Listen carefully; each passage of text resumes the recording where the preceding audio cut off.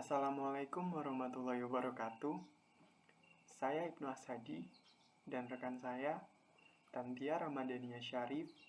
Kami dari kelompok 3 akan mempresentasikan hasil diskusi kami mengenai penulisan kata. Di sini, kami akan membahas 5 poin penting dalam penulisan kata. Yang pertama, ada kata dasar. Yang kedua, ada kata berimbuhan. Yang ketiga, ada bentuk ulang. Yang keempat, ada gabungan kata. Dan yang kelima, ada pemenggalan kata. Baiklah, yang pertama, kata dasar. Kata dasar merupakan kata yang menjadi dasar bentukan kata yang lebih besar, yang belum mengalami pengimbuhan maupun perulangan. Kata dasar ditulis sebagai satu kesatuan dan ditulis secara terpisah atau berdiri sendiri. Macam-macam kata dasar. Yang pertama, ada kata dasar dengan imbuhan prefiks, yakni kata dasar yang mendapatkan imbuhan di awal kata. Contohnya, jatuh mendapatkan imbuhan ter di depannya menjadi terjatuh. Makan mendapatkan imbuhan me di depannya menjadi memakan. Yang kedua, ada kata dasar dengan imbuhan infiks, yakni kata dasar yang mendapatkan sisipan atau imbuhan di tengah kata.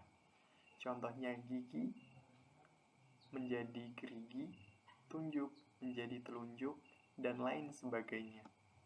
Yang ketiga, ada kata dasar dengan imbuhan sufiks, yakni kata dasar yang mendapatkan imbuhan di akhir kata. Contohnya, ambil mendapatkan imbuhan kan di akhir kata menjadi ambilkan. Lempar mendapatkan imbuhan kan di belakang kata menjadi lemparkan, dan lain sebagainya.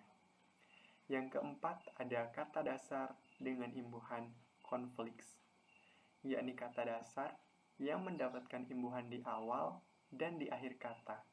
Contohnya, ubah mendapatkan imbuhan per di depannya dan an di belakangnya menjadi perubahan. Baca mendapatkan imbuhan di depannya dan kan di belakangnya menjadi dibacakan.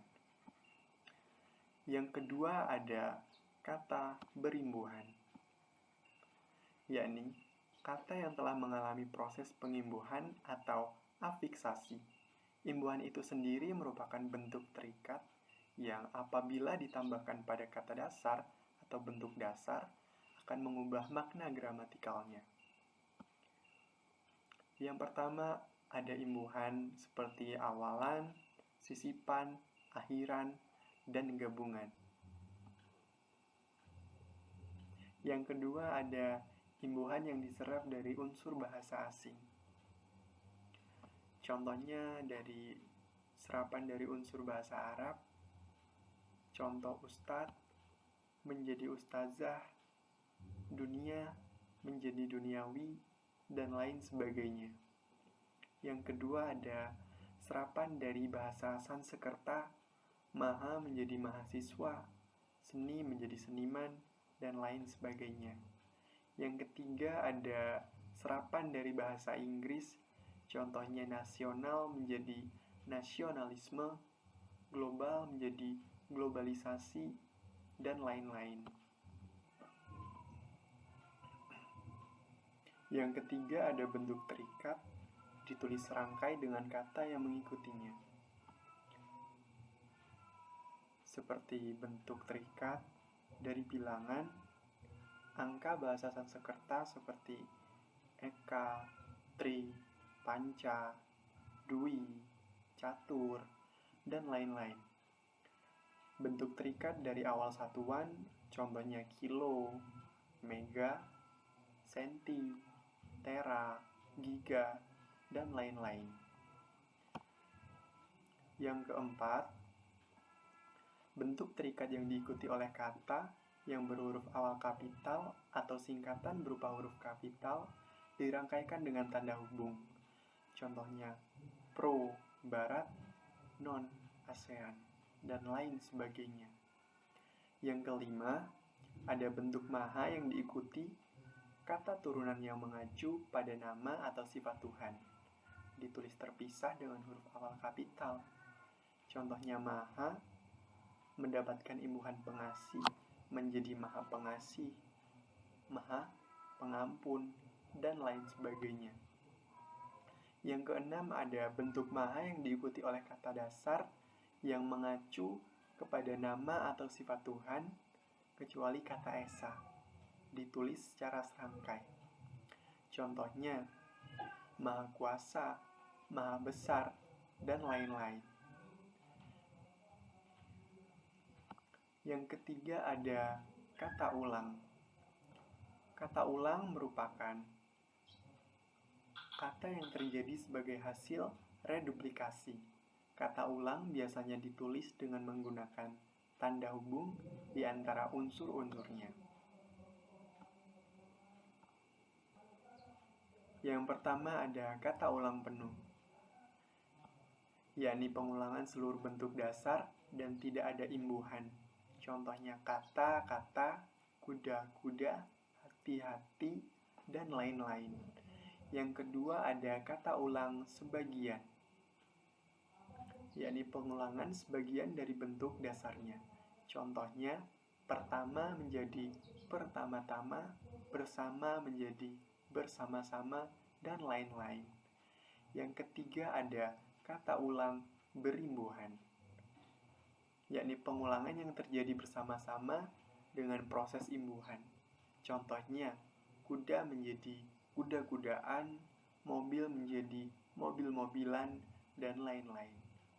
Yang keempat ada kata ulang perubahan bunyi, yakni pengulangan yang salah satu katanya mengalami perubahan bunyi. Contohnya bolak-balik, mondar-mandir, dan lain-lain. Demikian materi yang dapat saya sampaikan. Materi selanjutnya akan disampaikan oleh rekan saya, yakni Tantia Ramadhania Syarif. Gabungan kata.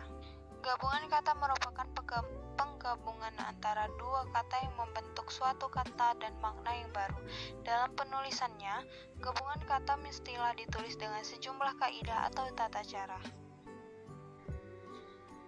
Tata cara penulisan gabungan kata. Jika berupa majemuk atau istilah khusus ditulis terpisah. Jika gabungan kata berpotensi mengundang salah persepsi, harus ditulis dengan tanda hubung. Jika salah satu kata berimbuhan makna, gabungan ditulis secara terpisah.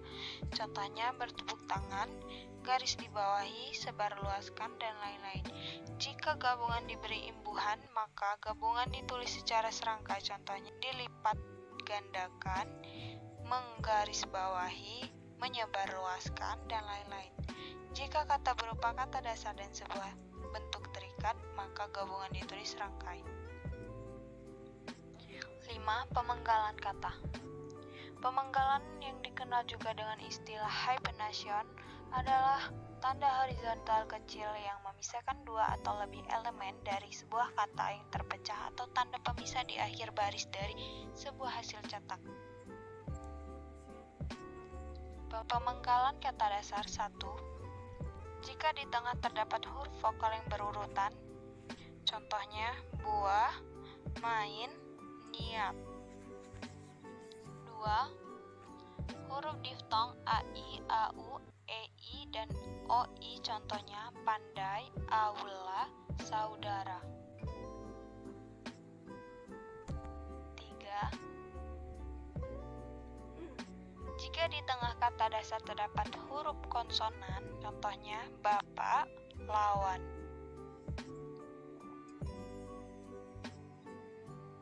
4. Jika di tengah kata dasar terdapat dua huruf konsonan yang berurutan, contohnya April, caps lock. 5. Jika di tengah kata dasar terdapat tiga huruf konsonan, contohnya ultra, infra, bentrok. 6. gabungan huruf konsonan yang melambangkan satu bunyi. Contohnya, bangkrut, bangsa, sanggup.